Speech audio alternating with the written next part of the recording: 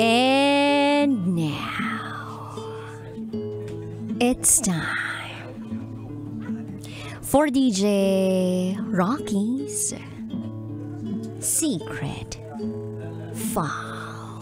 October 7 po nyo.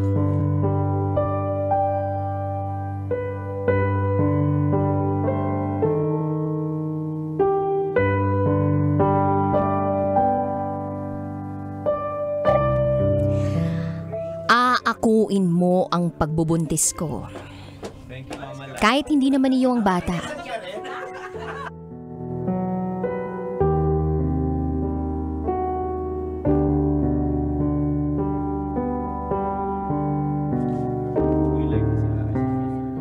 Hi, DJ Rocky.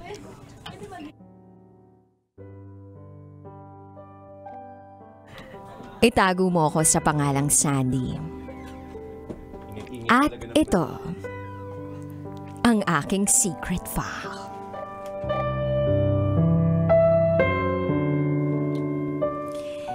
Year 1998. Nung nakilala ko si Jenny.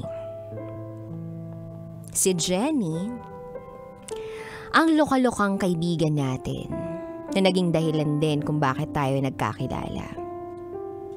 Sinabihan niya ako noon na may ipapakilala siya sa akin na mabait daw siyang kaibigan. Sabi ko sa kanya, ayoko, hindi ako nakikipagkilala kung kani-kanino. Suplada at masungit daw ako. Hindi ko naman itinanggi na suplada ako. Naakala mo naman kagandahan no? Pero syempre, sa kulit ni Jenny, pumayag na rin ako. Binigay niya yung number ko sa'yo. Tinawagan mo ako. Nung unang nakausap kita, napalagay agad ang loob ko sa iyo. Ang lambing ng boses mo at ramdam kong mabait ka.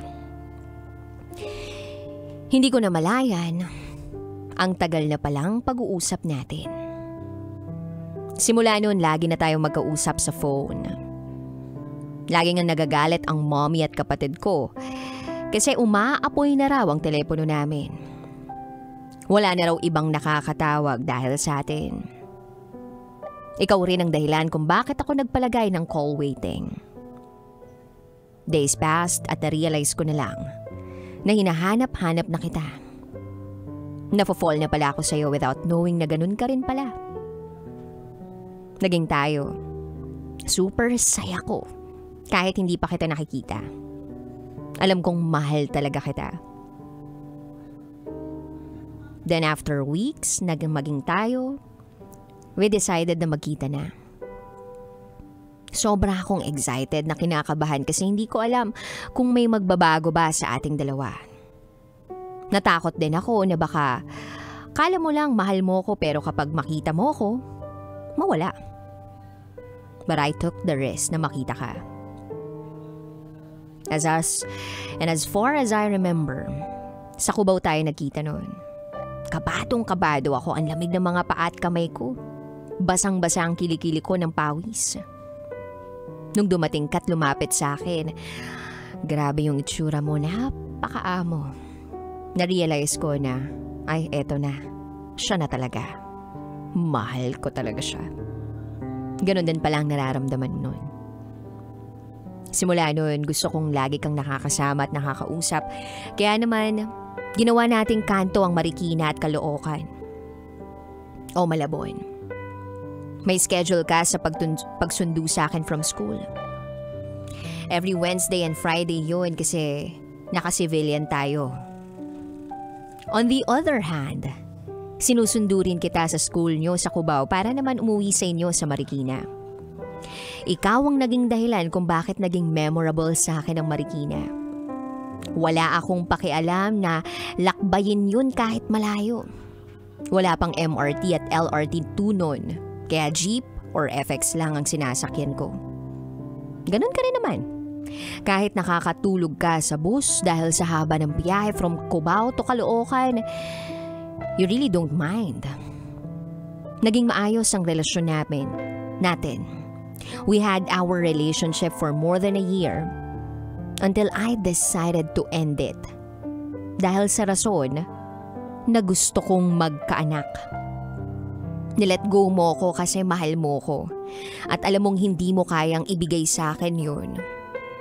Alam kong nasaktan kita ng sobra pero wala akong narinig sa'yo na masamang salita. Tumahimik ka lang. Dan nakilala ko ang tatay ng anak ko. Nabuntis ako. Pero ayaw niya akong panagutan.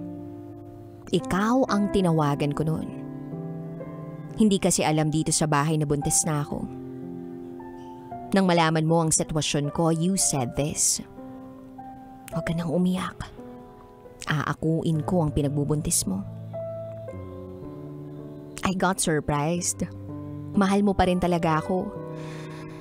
Pero it came to my senses na hindi tama na ipaako ko sa iyo ang batang hindi mo naman ginawa.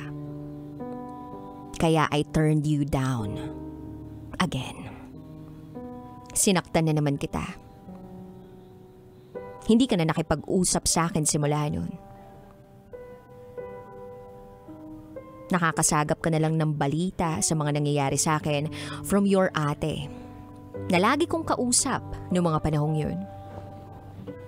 Time went by.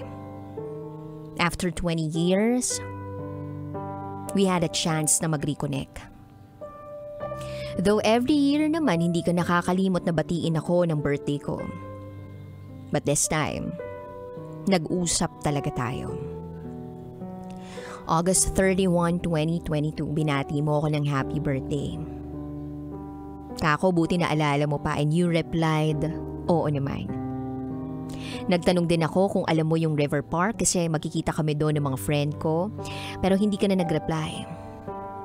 You replied after a few days. Tanggal na amats ko, tsaka ka lang nag-reply. Tinanong pa nga kita kung may internet kayo sa bahay kasi hindi ka laging naka-online. Yun pala, may iba kang account. So yun yung binigay mo sa akin. And we started to chat.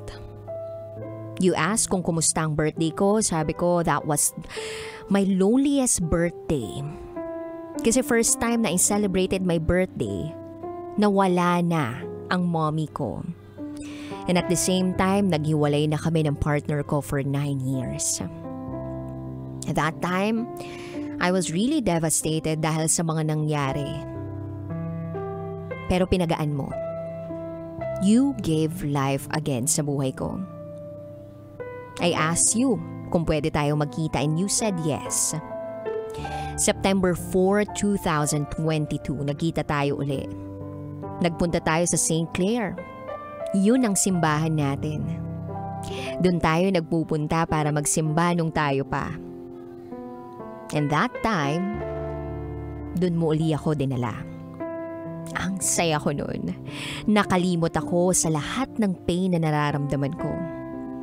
Masaya rin ako na makita kita uli at aaminin ko. Kilig na kilig ako noon. I miss those sweet little eyes of yours and your smile. Grabe, nakakalusaw pa rin ang puso. Sobra kitang na-miss. Then you held my hand. The same way you hold my hand before.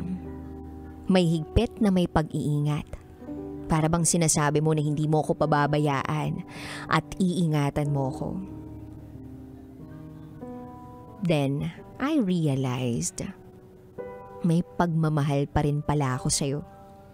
May dumating man sa buhay ko simula nung maghiwalay tayo pero andito pa rin pala sa puso ko yung pagmamahal ko sa'yo. Sabi nga ng mga kaibigan ko, natulog lang ang pagmamahal ko for you. Days passed and we started to see each other often.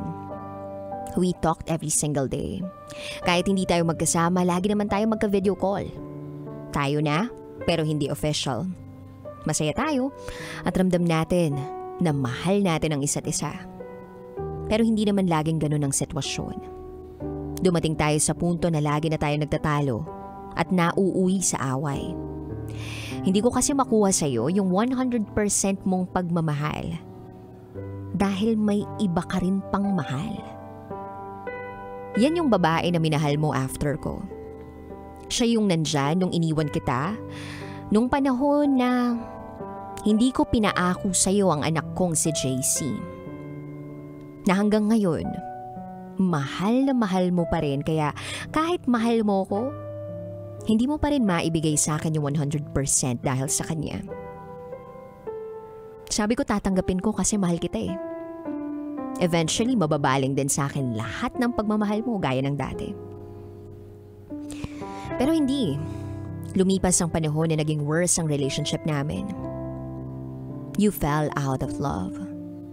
Dumating yung point na you have to tell lies on my face kasi nagkikita pa pala kayo ulit. At sasabihin mo sa akin magsiservice ka pero ibang service pala ang ibinibigay mo sa iba. Yep, nagsisinungaling ka na sa akin. Ang gulo natin. At tuluyan ka na ngang nakipaghiwalay sa akin. The day na nakipaghiwalay ka, binuksan ko ang phone mo, nabasa ko ang conversation ninyo. Sobrang sakit na mga nabasa ko dun. Nagmamakaawa ka dun sa babae na huwag putulin ang relasyon ninyo. Samantalang ako yung nandito palagi sa tabi mo.